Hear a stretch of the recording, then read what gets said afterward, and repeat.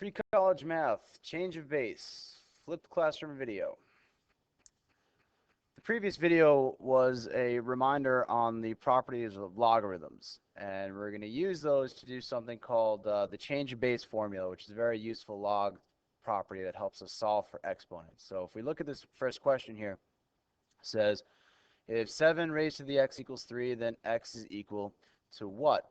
Well, if we were to use log properties here, and remember that, well, first of all, we can take the log of both sides. So log of 7 to the x equals, let me make that an x, equals the log of 3. Then one of our properties is that we can take exponents and move them to the front of the log. And so we're going to change this to be x log 7 equals log 3. And then simply to solve for x, what this is right now is x times log 7. So I can divide both sides by log 7. Divide by log 7. Divided by log 7. And so what I end up with is x equals log 3 divided by log 7. And that's our answer for this problem. But now this is something that could be typed into our calculator. Let me just get that up and running. So we don't need it for this problem because this problem just wanted the equivalent expression here. But I'll show you in a moment when the calculator's up that we could type in log 3 divided by log 7. And that's actually going to get us the value of x. And so this is useful for solving for an exponent.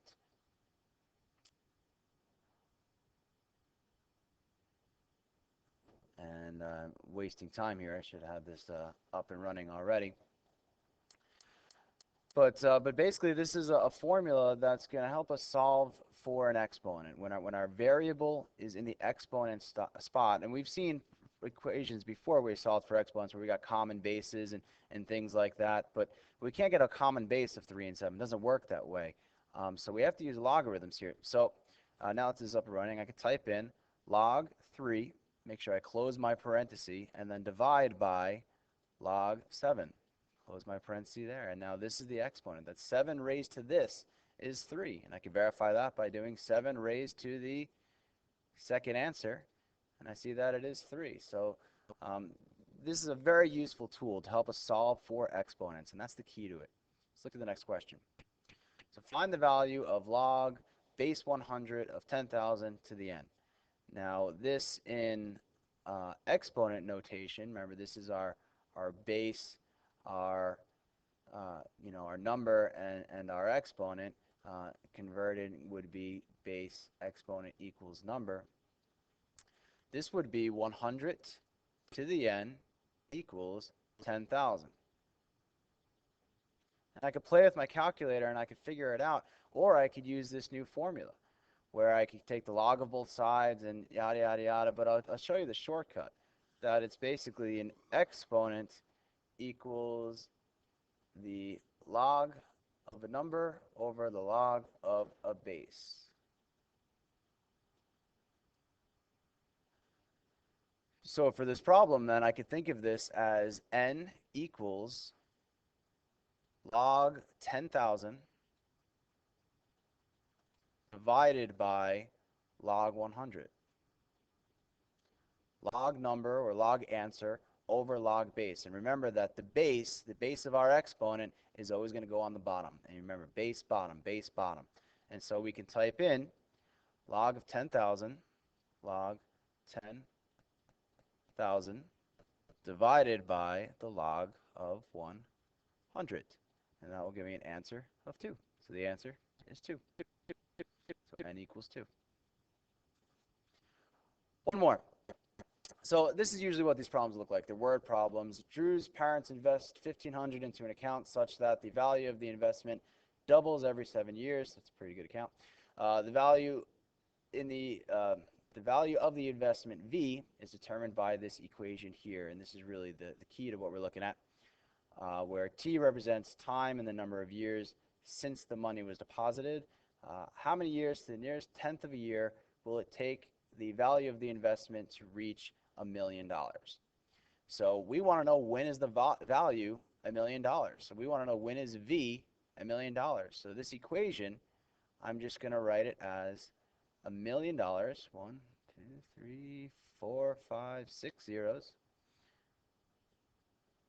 When is my equation going to equal that? So 1500 times 2 raised to the t over 7. So that's my equation to find the value of the account, and I want to know when is that $1 million. So I'm just setting that equal to $1 million. And so I'm trying to solve this equation right here. And the first thing I can do is I can divide by this number. This is called the principal number. And because what this is right here, this is 2 raised to the t over 7. That's a base and exponent. This 1500 right here, that's just a coefficient. So we want to remove that. So I'm going to divide 1500 on both sides. 1500 on both sides. Nothing fancy there. No logs or anything like that. Let me get my calculator out. And so 1 million divided by 1500 equals 6.666667. Well, should I round that? Let's say approximately, yeah, I mean, let's round it for now, but I'm actually going to do something in a minute that we're not going to round it. But let's say 666.6667 for now. So 666.6667 equals 2 raised to the t over 7. And now what this is I have an answer of this equal to a base of 2 and an exponent of t over 7. So our formula will now allow us to think of it in terms of our, again, let me write this over here, our exponent equals the log of the answer, the number, over the log of the base. And so that would be t over 7 is my exponent right now, equal to log of 666.6667, some ugly sixes, divided by log of the base, which is 2. Now, what I was talking about before about how I'm not actually going to round this number, because since this is the previous number in my calculator, I can just do log second answer, close parentheses, divided by log 2. Instead of typing in log of 666.666, and I would have to round it if I were going to do that. This way I'm keeping this entire number by doing log second answer divided by log 2. And type that in, and I'm getting 9.3808. 9.3808. So let me get back to this. So we have t over 7 equals 9.3808. So that said 3808. Okay. Now finally, I don't want t over 7, I want t.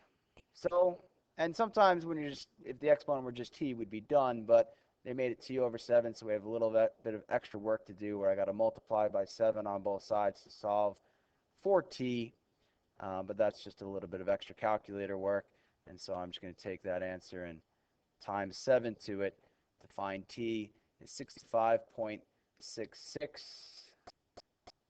65.66, and what do we want? To the nearest year.